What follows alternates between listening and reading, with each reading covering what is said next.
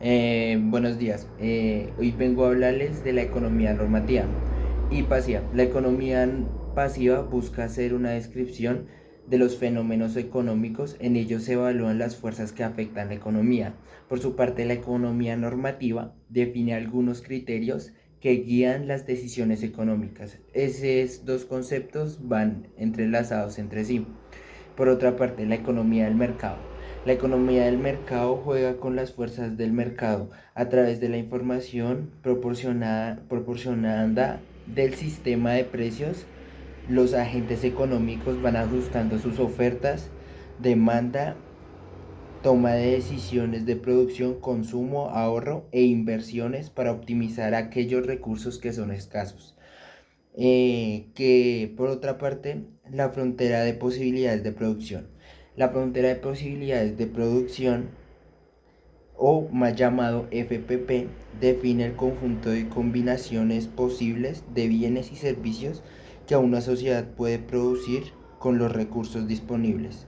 Una elección fuera de la FPP es inalcanzable o, entre comillas, una decisión no sustentable. Y una decisión o elección dentro de la FPP se le denomina una curva de producción posible.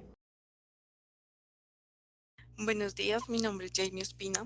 El día de hoy les voy a hablar sobre los bienes económicos. ¿Qué son los bienes económicos? Hacen referencia a los elementos físicos que de alguna manera u otra satisfacen las necesidades humanas. Hay una amplia línea sobre los bienes que atendidos, pero cada uno tiene sus características. El primero tenemos los bienes según su grado de escasez. Estos se dividen en dos partes, que son los bienes libres, que son los delimitados accesos. De ahí pues viene su nombre, que significa un acceso libre y todo el mundo puede acceder a ellos. También vienen los bienes económicos, que son bienes a los que no todo el mundo puede acceder, dadas sus características, como el petróleo, por ejemplo.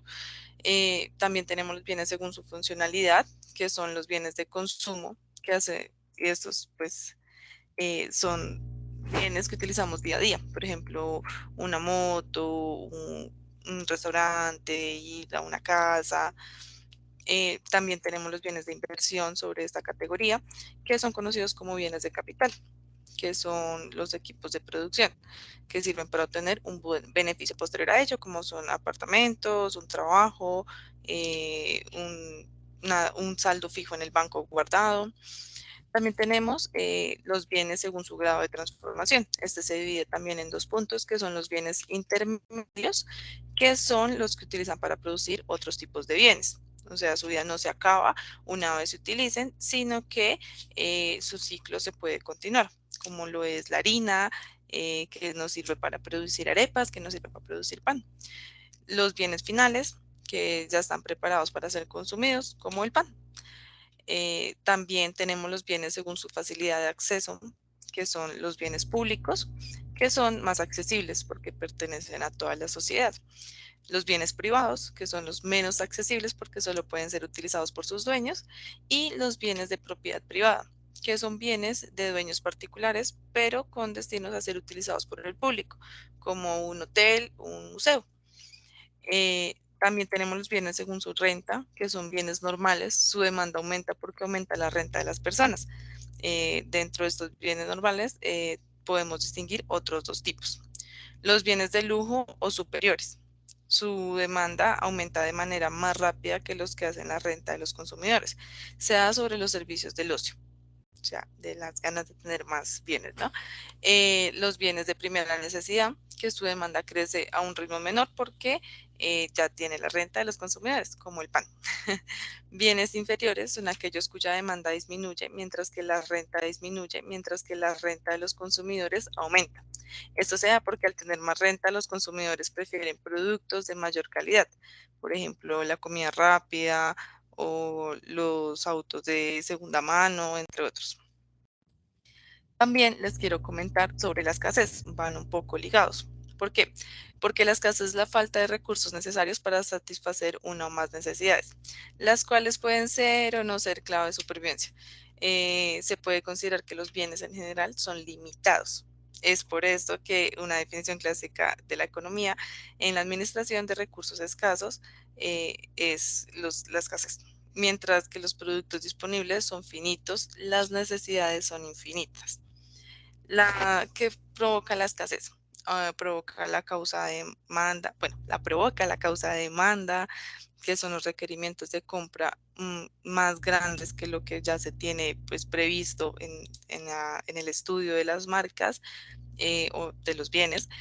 También lo provoca la reducción de la oferta o corte de producción. Puede ser porque la empresa haya tenido que cortar su proceso de producción por circunstancias ajenas a ellas. Acumulación. Puede ser que un sector de población se haya apropiado o haya consumido el bien en cuestión, dejando al resto sin poder con qué abastecerse. Por ejemplo, como pasó en la pandemia, que digamos todo el mundo se iba a comprar papel higiénico y pues mucha gente se quedó sin papel higiénico, ¿cierto? Y terminaron acumulando mucho papel.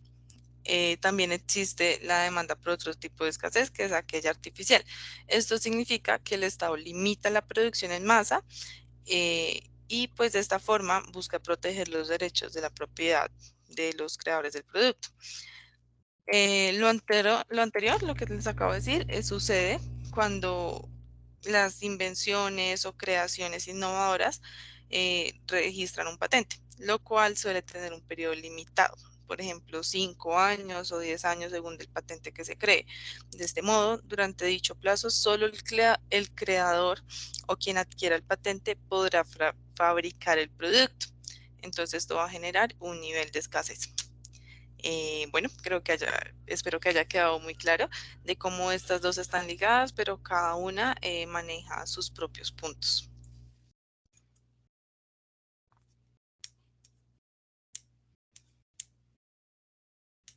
Sí, ceteris paribus es una locución latina que significa literalmente en igualdad de condiciones, pero que debemos traducir como todo lo demás constante o siendo todo demás igual. Se utiliza sobre todo en las matemáticas y en la economía. En la exposición científica se utiliza para el estudio de una sola variable que será lo único que cambia y manteniéndose todas las demás constantes igual, de modo que podamos ver la influencia que produce al cambio variable.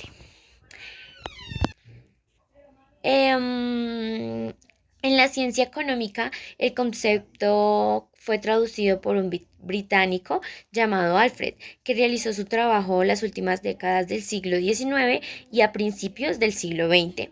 Utilizó el concepto ceteris paribus para poder estudiar las consecuencias del cambio de un factor concreto siendo todos los demás elementos iguales. Las escuelas de pensamiento económico o simplemente escuelas económicas están formadas por las agrupaciones o ideologías económicas. Una escuela de pensamiento económico corriente de pensamiento económico está formada por un conjunto de ideas económicas.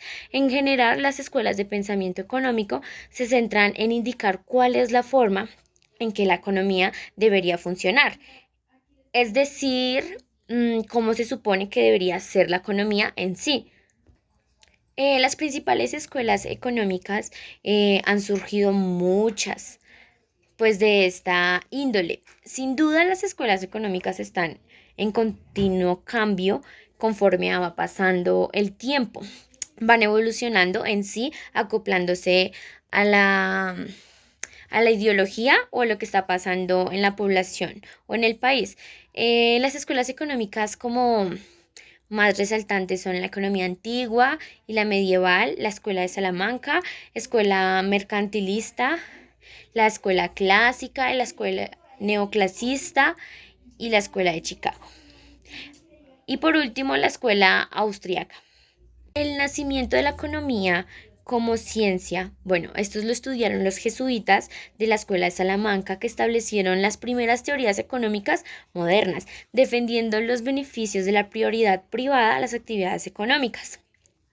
Por esas contribuciones han sido calificados numerosas ocasiones como fundadoras de la ciencia económica, a pesar de que la mayoría de sus contribuciones estuvieron desaparecidas hasta el siglo XX.